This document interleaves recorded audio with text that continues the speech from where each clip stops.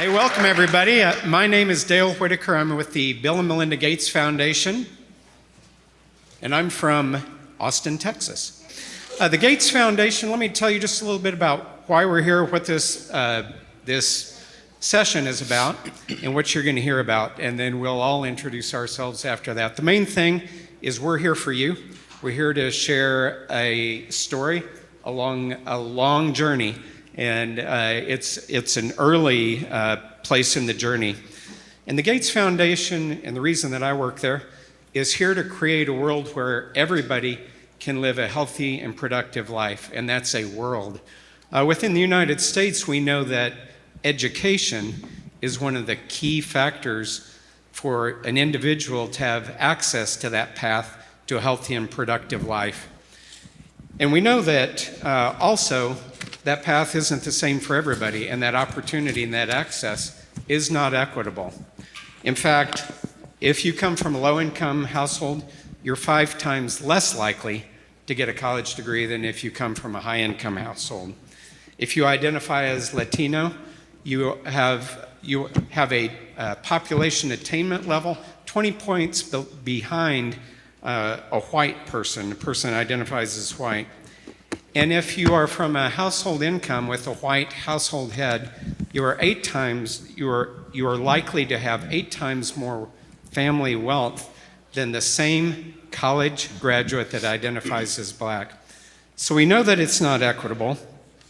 We know that those kind of persistent differences show that there's not a problem with distribution of talent, there's a problem with the system, and there's a problem with the design of the system. And the institutions that we're going to talk to today are working hard on those design issues. We know that much of the way higher ed is currently designed either can't or won't serve many of the people that we're talking about. And these are folks that have a job, which is an asset.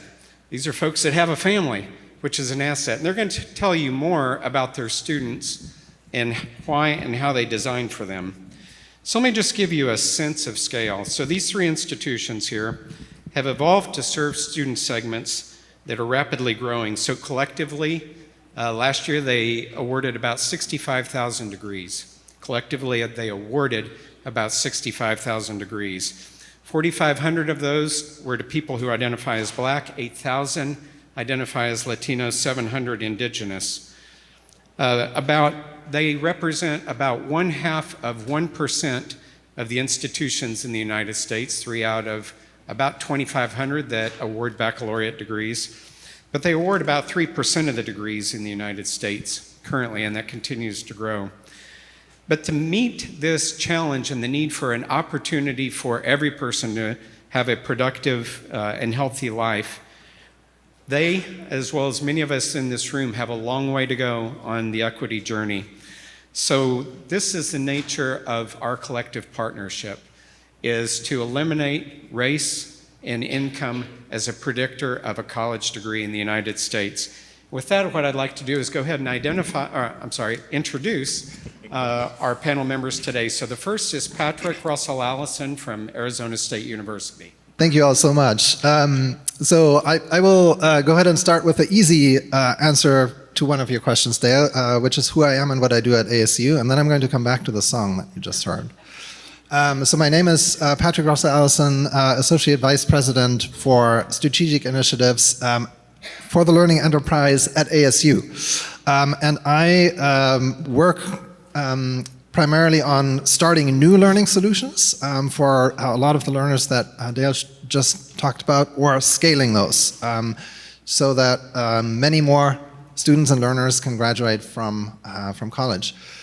Now back to the song, the much harder question for me personally. So, Son of a Preacher Man, I picked that song because actually both of my parents were ministers, or are ministers actually, retired ministers. And I want to go ahead and share a little bit about my father's journey, who was in middle school when his teachers told him that he should not go to college. And why was that? Because he didn't know how to spell, was slow in math, and as the teacher said, he just didn't get it. He left school in 9th grade then. And he worked on connecting telephone poles, one to the next to the next. That was his job. And at night, he went back to school. Got what the equivalent here would be of a GED, and eventually was able to start college and became a minister. Now, why am I sharing this? It's because we all know somebody who at some point was told that college was not for them. And the reasons why they were told that may be very, very different, but the underlying cause is almost always systemic. And so that's why I'm in this work. That's why I'm very passionate about this work. Thank you, Patrick. And from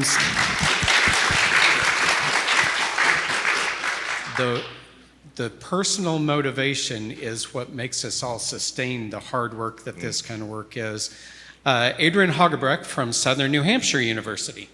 So I have to appreciate Patrick for sharing what he did. None of us knew what our stories were going to be. I'm going to start with my why first, that then explains why I do what I do. But my why is actually centered around my father as well. And a bit of a shameless plug, if you've heard my TED Talk, you will see that it actually starts with my father's journey. If you haven't, please go and watch it. I'm a few clicks away from 2 million views, so that would be really helpful. But my father, as a black man growing up in the South at the time that he did, in the Deep South, there were only three options really that he had. One was to stay and work in the city or in the town in which he grew up. The second was to go into the military. And then the third option could have been to go to college. Well, 20 years later, my father retired from the United States Air Force with honorable discharge. He then went to college. And so my why for doing this work is because of the systemic barriers that even in the 1950s and 60s that are still pervasive and persistent today in 2023 is why we do the work that we do. So I have the unique honor and privilege to lead the social impact work at Southern New Hampshire University. And our work is really connected to this larger framework that Dale just talked about relative to equity. And that even though these three institutions represent absolute scale, the thing that I don't want you to walk away from this session with is, you know what, they're really big and we're not, so they get to do the things that they're talking about. We're going to challenge you to actually extract from what we share and make it very practical for you. And so the work that I and our team get to lead at Southern New Hampshire University is that even as a scaled entity that's doing the phenomenal work that Dale talked about and that we're all talking about, we know that even scaled solutions can promote inequities.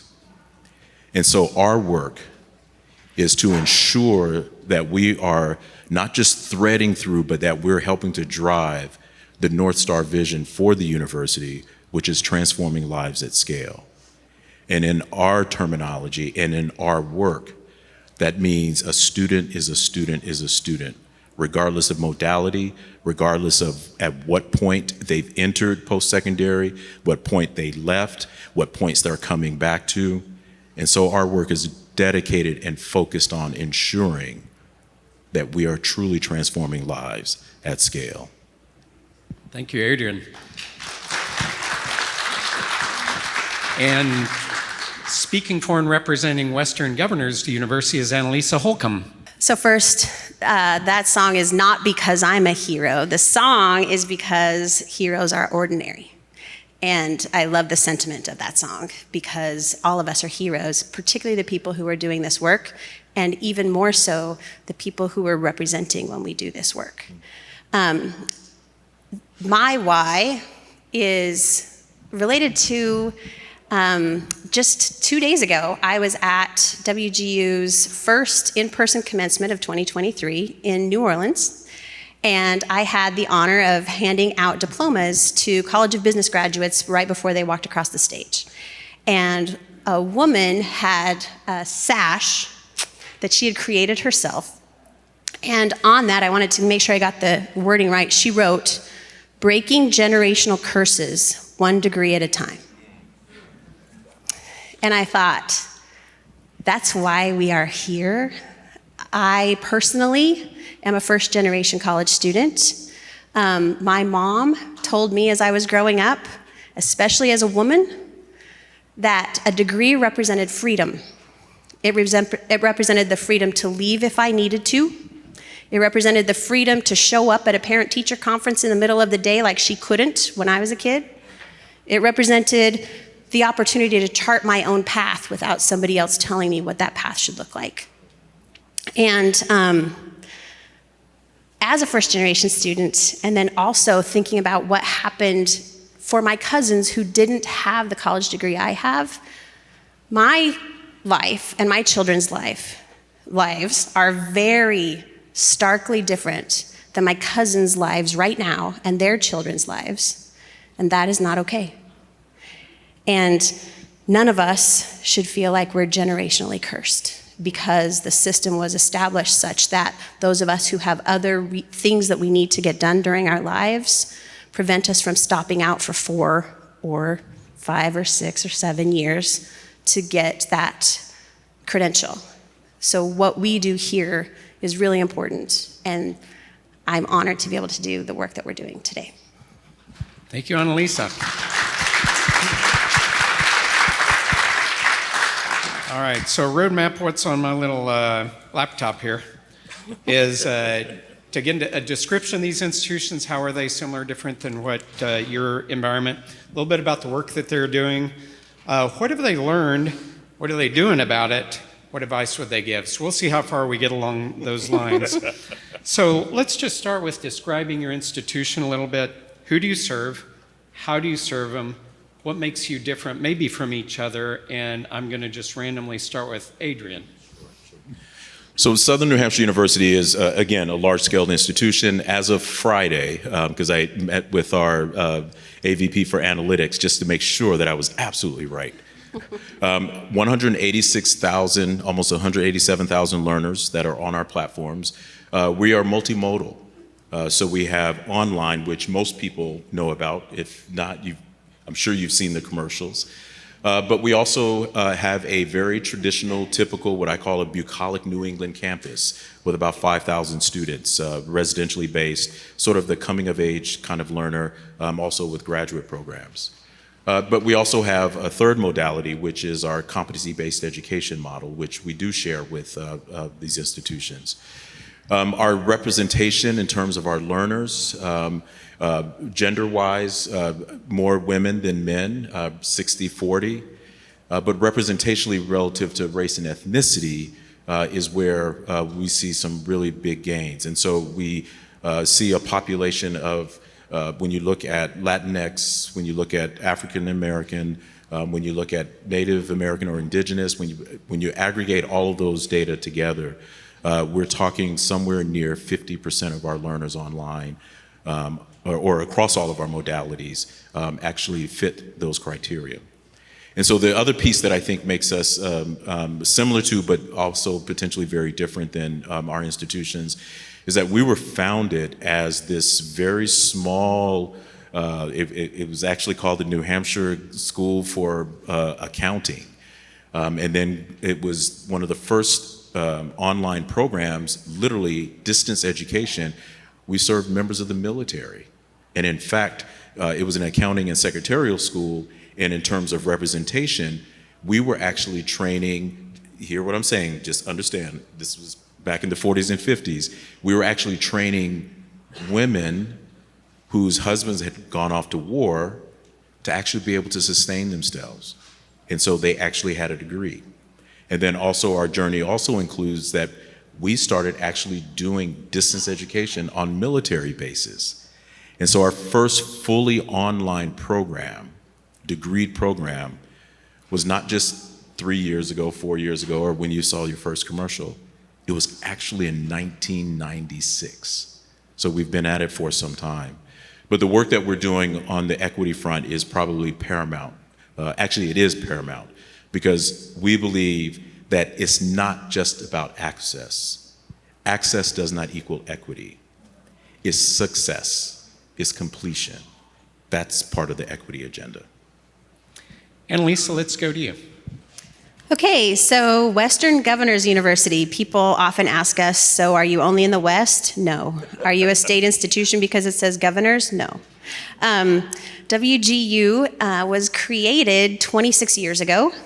We just celebrated our 25th anniversary last year, and it was the result of the Western Governors Conference, when all of the governors in the West back in 1997 got together and said, we have flagship institutions who do good work, but we still have a significant workforce development problem in our states. And as a result, they had this brilliant idea that this brand new, newfangled thing back in 1997 called the internet might be able to help. So they determined, and I love the story that that Western Governors University was founded by two governors, bipartisan, Governor Leavitt, who was a Republican from Utah, and Governor Romer, who was a Democrat from Colorado.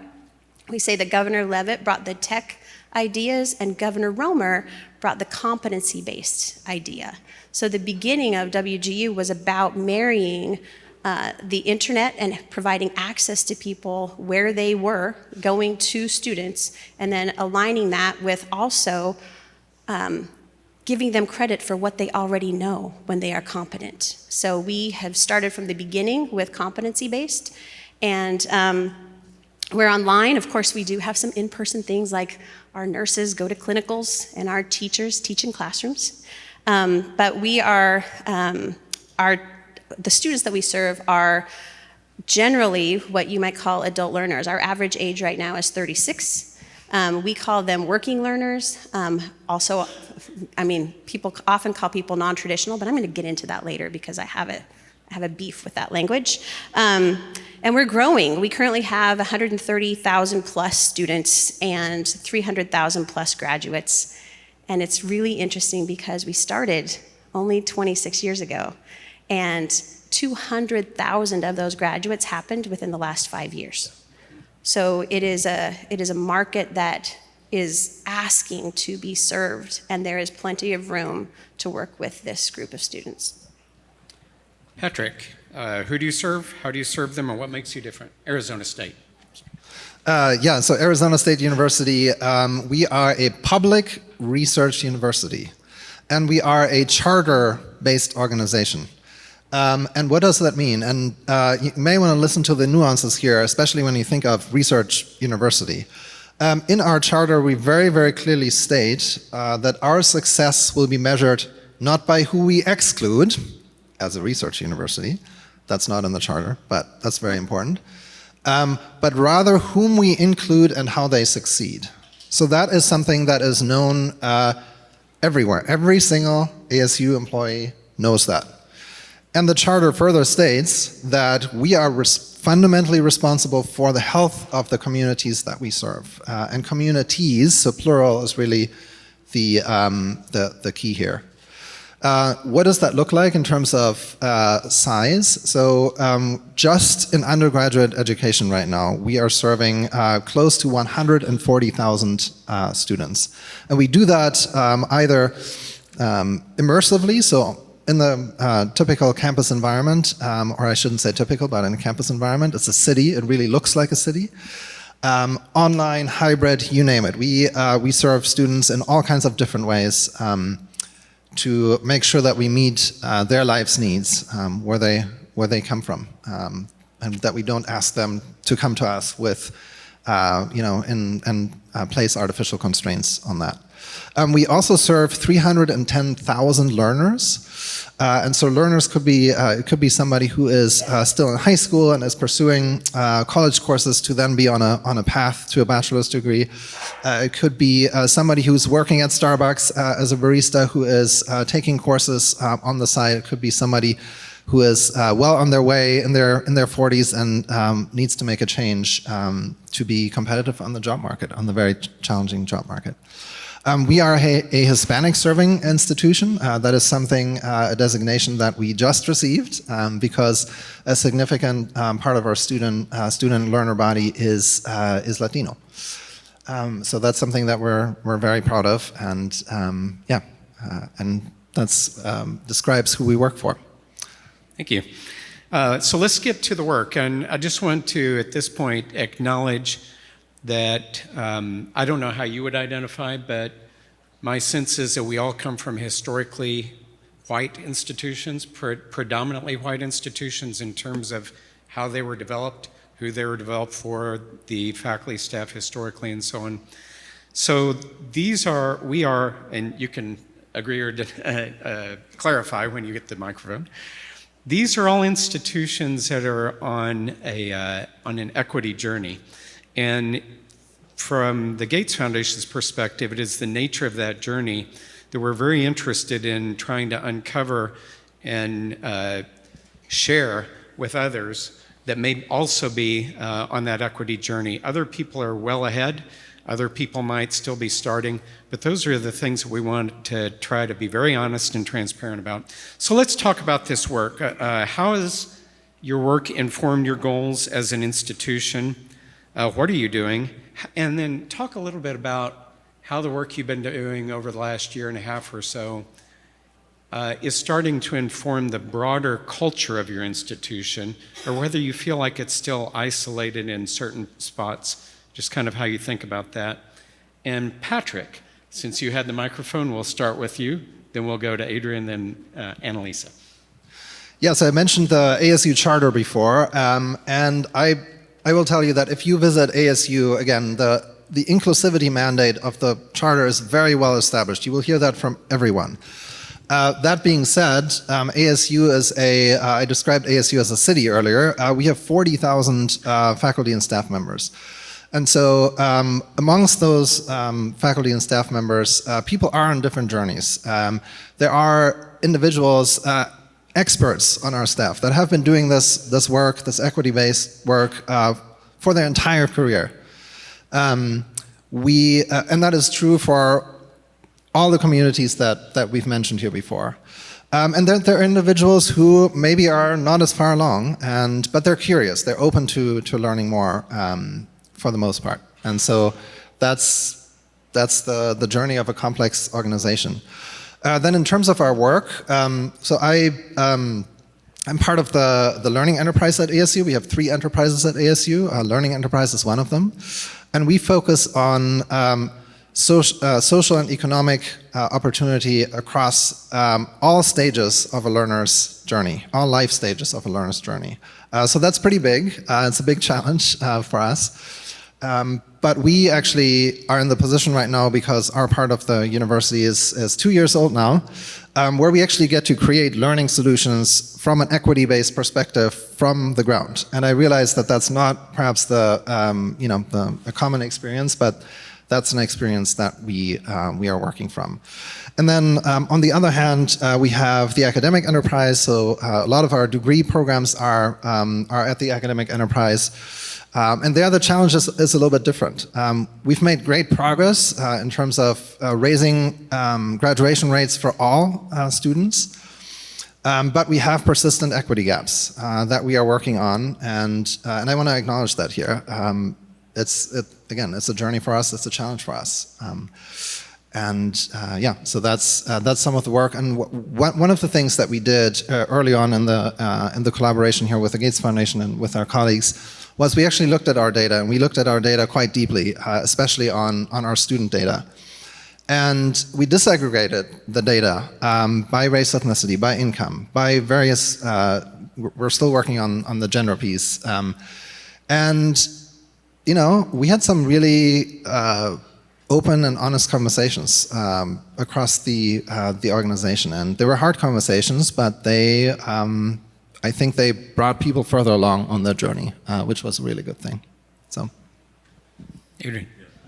So I'll go back to sort of the analogy that I shared earlier when I talked about the sort of why and how social impact became our value proposition. And so SNHU was going through rapid growth. actually growing and scaling. And so we actually, in our vernacular at SNHU, we talk about the sort of the hockey stick years, where from 2012, like that mark, we just shot like double-digit growth over and over. And so one might look at that and say, wow, this is really great. We're achieving what we're intending to do. And then when you start looking at the representation, you're like, look at this. You know, our learners of color are increasing. This is great. This is great. And then you hit that point when you begin to say, but what else is in the data? What else is it that we don't know? And that's when the realization hit that you can't have access if you don't have success. That is not an equation for equity. And so about 6 years ago, almost 7 years ago, SNHU hired its first chief diversity officer. One of the learnings that we've captured since then is that diversity and equity doesn't just sit in a single office. And I don't say that our chief diversity officer is still there. She's a very active member of this equity work that we're all involved in. But what we began to realize was that equity is not just a one office or a one person accountability. That in order to mitigate and eliminate the systemic issues, you have got to build that accountability all the way across. So you need to turn your data analyst into data scientists. You've got to be able to bring your leadership into owning the work and not just seeing the work as it passes. And so a lot of the things that we've learned as part of that process were through some of those very difficult conversations, but then just really plowing into that, to those data, and not just have the data tell us what it is, but to actually start make meaning of that, and testing hypotheses and testable propositions, really trying to discern, well, where is the disequity or inequities occurring? And so how do we solve for that? And so again, as I mentioned before, we believe that you can't transform lives if you're leaving some out. And realizing that at scale, in the numbers that we're talking about, the numbers of learners and students that we're serving, scale is about efficiencies. And what can efficiencies do to you and for you? They can push the things out that are inefficient. And so that was part of our journey, and it's a continuing part of our journey, is to really understand, not from the organizational perspective. We don't put the SNHU at the top and then the learners at the bottom. We actually have inverted that for the learner to be at the top, and then understanding why and how are the learners moving through their educational or whatever other post-secondary pathway with SNHU. And so a lot of things that we've learned as part of this process and continuing to learn, collaboration, leveraging, even our data team will tell you now, and again, I was just talking with our AVP, our senior VP for data and analytics, and she said, you know, one of the things that I didn't expect to have happen as a part of this work over the last year and a half was the degree of collaboration. And now people are actually becoming data wonks, not just to see what the data might infer, but to actually inform how to ask better questions of the learner's journey and better understanding the learner experience. Annalisa. Okay. So about 4 years ago, right after I started at WGU, the entire leadership team, and that means the top, in the leadership of about 250 people, gathered together to talk about what our culture should be and what our key results should be. So we at WGU now have 3 key results, and those are based around completion, return on investment, and equity.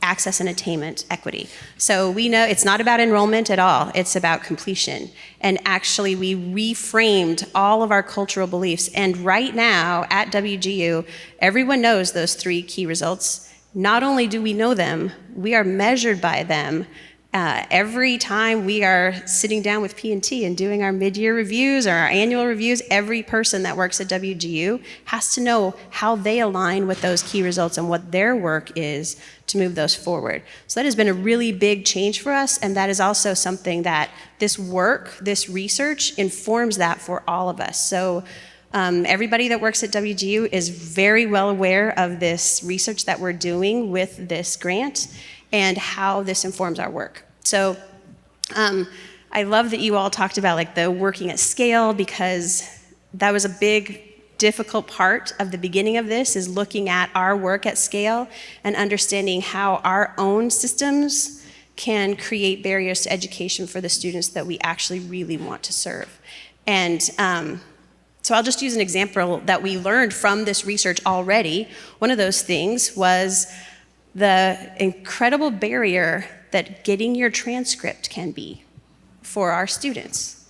That is significant, and it is this bureaucratic thing that will stop people from actually having the ability to start their education again, because many of our students already have some college but no degree. And so we learned that right away by looking at our data, and we're able to start a transcript broker service so that we can start to eliminate some of those barriers. And then, of course, once you start that, you realize how much more there is, right? Financial holds, what that means for our students. What are we doing about that? What work do we need to do as an institution? What work do we need to do as a society to start to change the way that those, what I probably shouldn't call, but might call poverty taxes on people who are simply trying to finish their degree? And what are we doing to make the changes to create equity in access and attainment for those students? So this is already informing that work, and we're so grateful that it's requiring us to look at ourselves and do this work significantly. I want to make a quick observation and then go to insights, because Annalisa has segued us already to, well, what did you learn?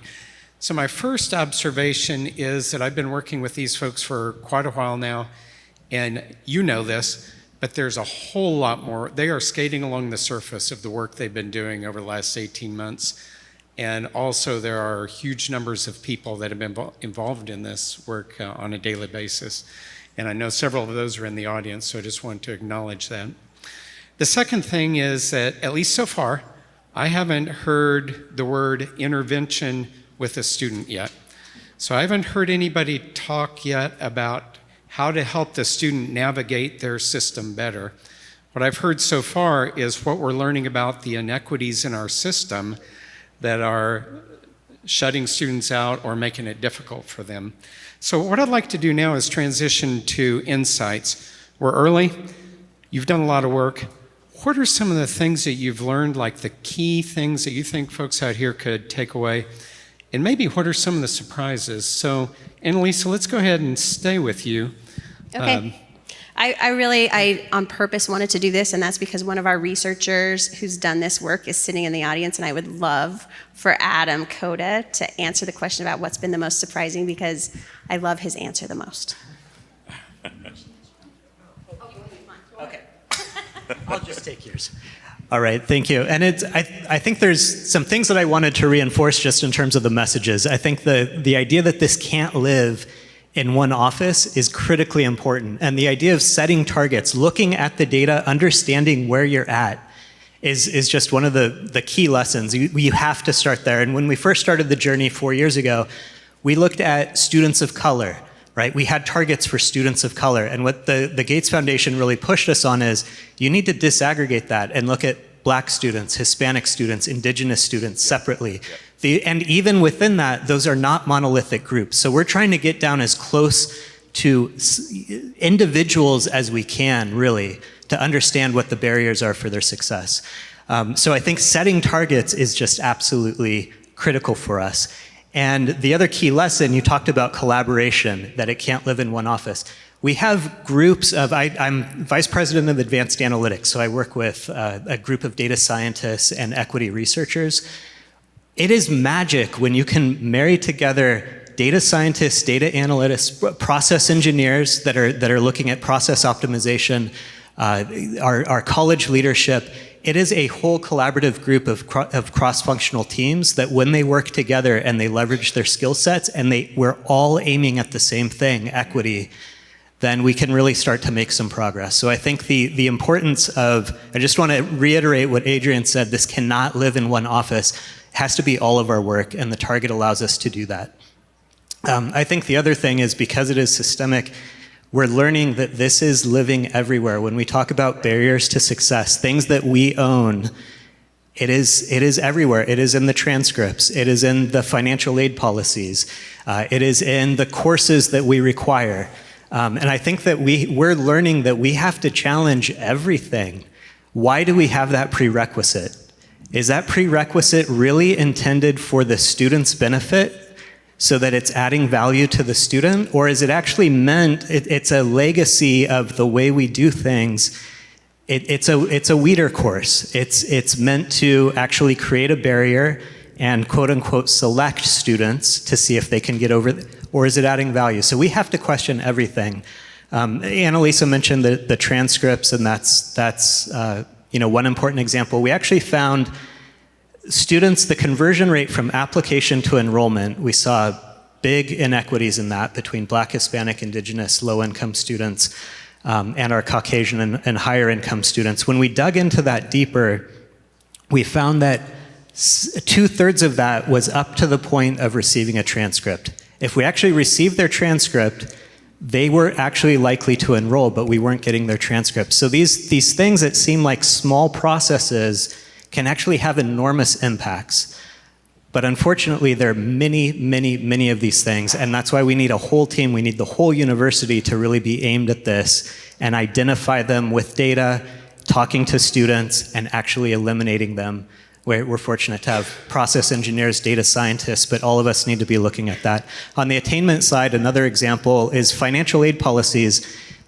We find that about 1% of the gap is from students that are enrolled in less than 6 credits. At the end of they have 6 credits remaining to their degree. They lose financial aid because of federal policies. And that's actually leading, that impacts our Black, Hispanic, Indigenous, and low-income students more. So there are dozens of these things that are out there, but I just encourage you to look under every nook and cranny in terms of your policies and just ask the question, is this adding value to the students? Why do we have this requirement in place? And it's oftentimes these legacy, every friction points that's there is creating differential impact and actually contributing to this gap. And mic drop. Thanks. Well done. Can I Patrick, let's go to you. I would love to follow up on this. So on the one hand, I love data, absolutely love data. Can nerd out over data for a long time, Maria knows this. And at the same time, what is actually fundamentally important is that you challenge paradigms in education, fundamentally, because data sometimes only shows you the past of what happened in a system that has been there for a very long time. So challenge paradigms. I want to give you 2 examples specifically. So we all know that there's a huge gap in between who graduates from high school and then who starts on a post-secondary path. Huge, we know this. Lots of data actually on that. But then why in the world do we not start learners in high school in a more systemic or systematic way? And why do we wait to tell them about the working world until they graduate from college? That makes no sense. To us. And so we started putting together the building blocks of really alternative pathways into post-secondary education called universal learner courses that are integrated into high school master schedules. I know some of you I hear are teachers, so you may be interested in hearing more about that. Example number 2 is, we just heard, Adam, you just mentioned application processes to college. Who said that we have to start the college journey with an application and lots of paperwork? Exactly. Like, who said that? So one thing that we're doing to put that on its head and to actually start learners in their post-secondary journeys with curiosity, because guess what? Everybody's curious. Every human being is curious. We have entered a partnership with YouTube and complexly that my colleague Maria Anguiana will talk about a little bit more tomorrow, that actually starts learners on YouTube, because it actually turns out that 2/3 of all internet users spend time on YouTube every month. So that's where the learners are. So let's figure out how to meet the learners where they are, and then let's build the bridges to opportunity from there. So my dissertation was on that very point, the gap between. Never mind. We'll do our geeking out later. So anyone want a data party? We're going to geek afterwards. So I want to take. I appreciate everything that Adam said, because it's the pretext to everything that I would say. So let me just give you some very clear, real examples of where and how we saw this. Again, understanding it from a systems perspective, and just because you might be a smaller institution than who we are, don't be fooled into believing that you don't have a system, or you don't have systems or systemic issues. And so here's some things that we found out. We had a growing percentage of students that were defining or declaring themselves racially, ethnically as unknown. And in fact, one might say, oh, well, you know, that's the trend in how things were moving. But as we were really trying to get at the equity work, we realized that, wait, historically, this number has continued to increase. And so what does that mean? Well, we found out that our advisors, who are the first point of contact for the learner, didn't feel comfortable asking or collecting those data to actually enter into the system to help with our disaggregation work. So we started providing training and development. That number went down. A second one, we found that there were particular courses particularly for online learners, and particularly our online learners of color, that were actually gateway courses. We found that these particular courses were sort of the proverbial do or die for many of our learners.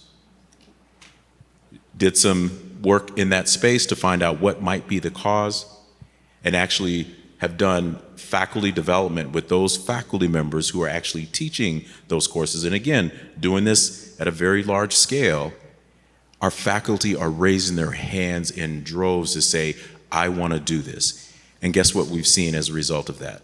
We've seen percentage points increase in terms of those learners and their persistence rates. Tell you something else that we learned. As you know, the big university with efficient systems and business development processes and all things that typically work really well, we realized that through some of our equity work, that the business model doesn't fit in a monolithic way. So in the work that we're doing with Indigenous populations, they were saying to us, no, we have to trust you first.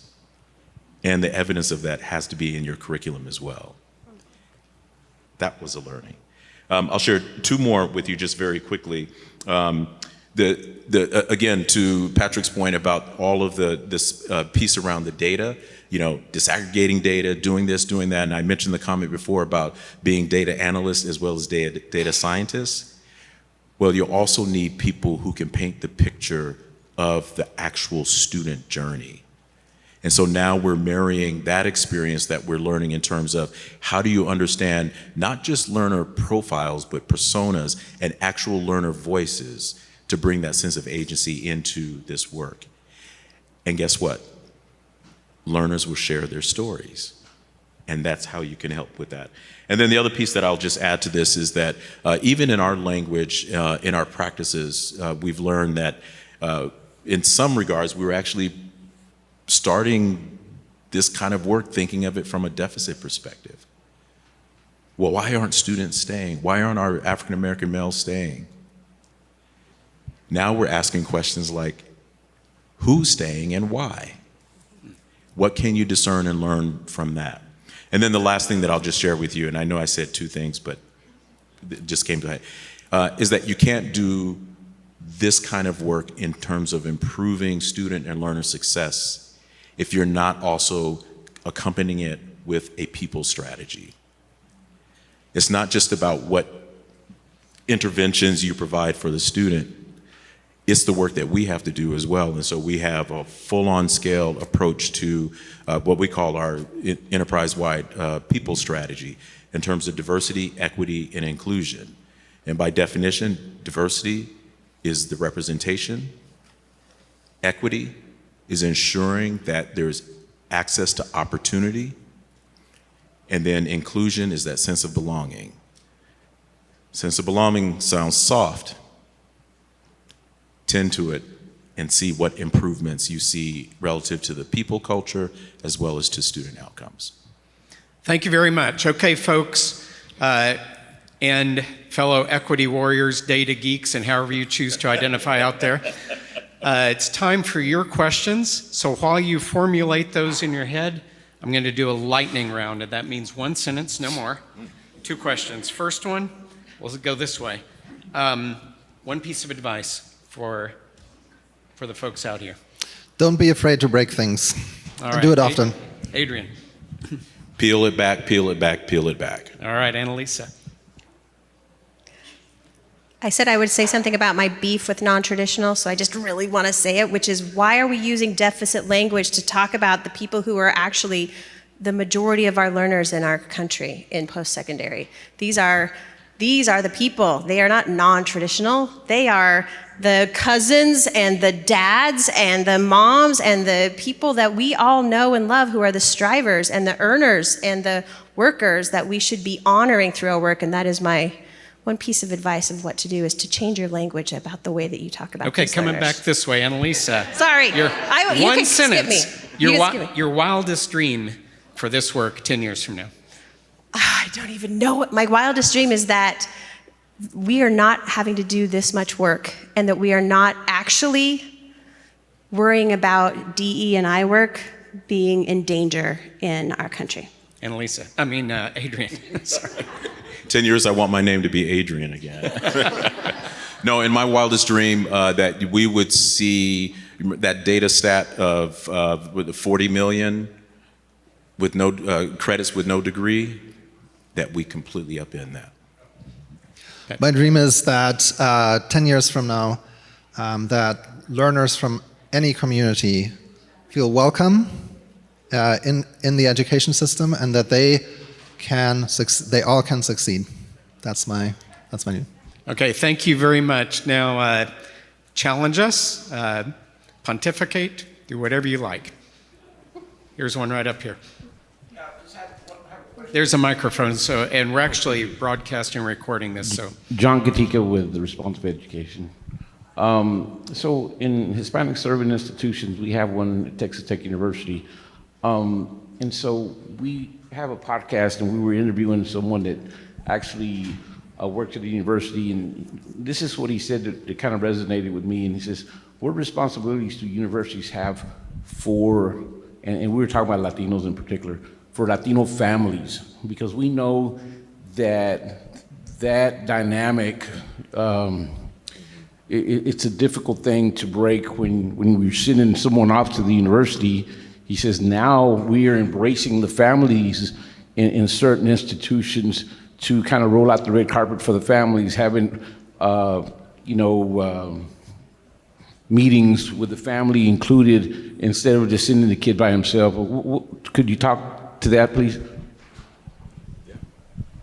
Yeah, we have a huge initiative in one of our organizational units that focuses specifically on families, Latino families, and it's very inclusive. So it is not only the students, but it's also their parents, grandmothers, uncles, like whoever is part of that community. And yeah, that's really important to us.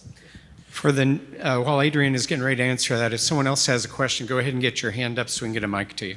Go ahead, Adrian. So 2 things that I would offer. One is we have what we call a social justice fund, because we realize that even though it's the student, that it's the community in which that student lives where you need that support. And then the second thing that I would say is that, and I didn't mention this earlier, is that the work that we do in our social impact work is actually based in community. So we actually engaged very deeply with trust-based community organizations. And often those organizations look and sound and are embedded in the communities in which our learners are serving, including Latin and Latino communities as well, Hispanic communities. And I have just one quick answer, is that one of the ways that we do that at WGU is we are able to be in the communities so that where the students are and where their families are, we go to where the students are because we are able to do that.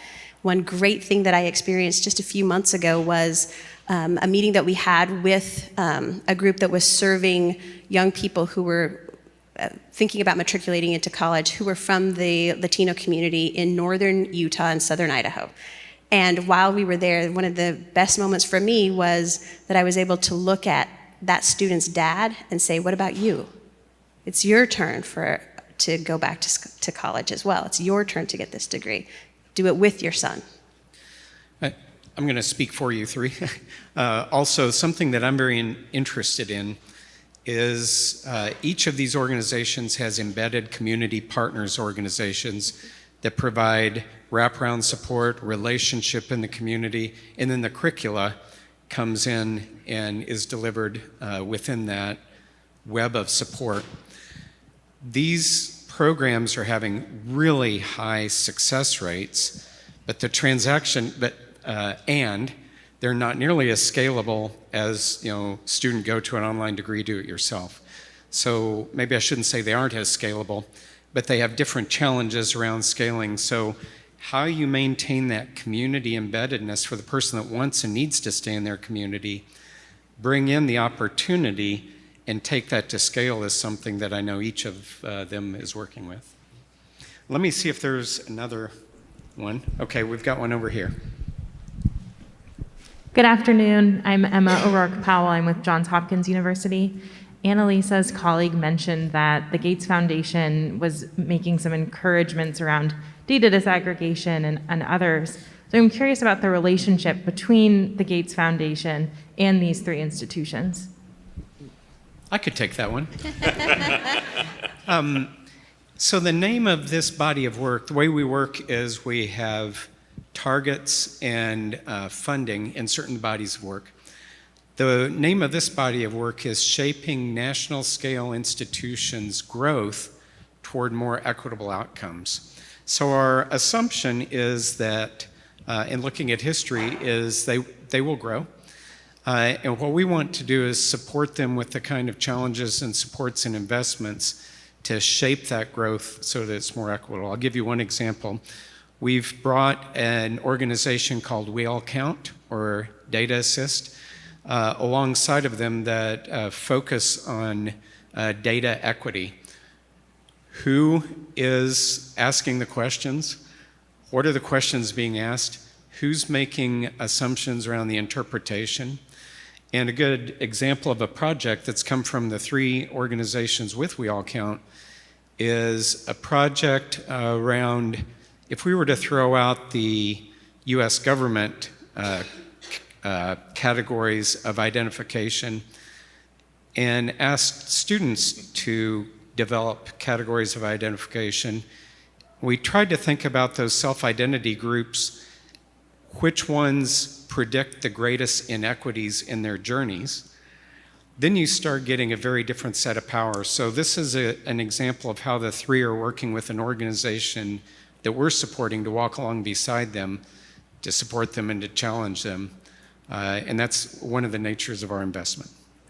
And if anybody else wants, let me just see if there's another hand up. Okay, there is one more. Does anybody want to add to that, or shall we go to this? No, go ahead, Adrian. Since you're at Johns Hopkins University, which is also a research university, I would encourage you to, to embrace the same two pieces that I think we started doing a long time ago when nobody said it was possible, which is to really understand that excellence in research and being more inclusive are not two different sides of a spectrum. They can actually go together. So happy to follow up. Okay, we'll take one last question, and I hate to hold up a good party, so let's take another question. Hi, I'm Sabrina Sue Lee from Arizona State University. I'm actually with the Knowledge Enterprise. So hello.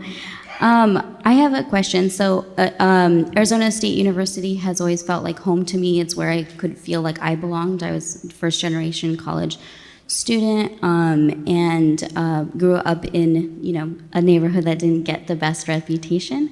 Went on and received my master's through Arizona State University. And, I feel like I am in a community that is so supportive and where I can find, my place, my space, and that is so inclusive, which is something that I absolutely love because, right, we want to make sure that we bring as many individuals along with us as we can. However, when you go into, what advice would you give when you have individuals that step out of those safe spaces, right? So I found myself in a situation just last week where I visited a different community, a different state, where I found myself very much reverting back to that trauma, right, that we bring with us throughout the years. And I feel like I thought I had distanced myself from that trauma, right? But then it just threw me right back into that. So we have these safe spaces where we belong, where we feel strong, right? But what advice would you give to somebody who steps outside of those spaces and is doing the work in those communities that, that they just need that awakening, right? Oh, boy.